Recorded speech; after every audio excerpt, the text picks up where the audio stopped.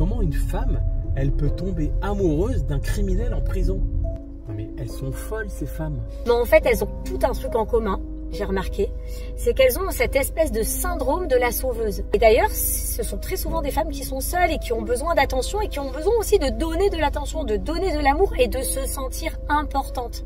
Tu sais que je me suis renseignée et ce genre de tueurs qui sont connus dans les faits divers, il paraît qu'ils reçoivent des centaines et des centaines de lettres d'admiratrices.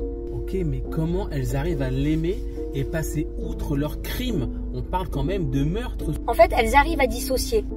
Alors soit elles vont leur donner des excuses, il y en a même qui sont persuadées que le criminel est innocent, par exemple. Elles vont même être dans le déni, elles vont occulter ce que cette personne a fait. Il faut savoir aussi qu'il y a un vrai jeu de séduction qui se fait au fur et à mesure des échanges par courrier. Et puis il va lui montrer qu'il a besoin de soutien et qu'en fait ce soutien, il y a qu'elle qui peut lui apporter.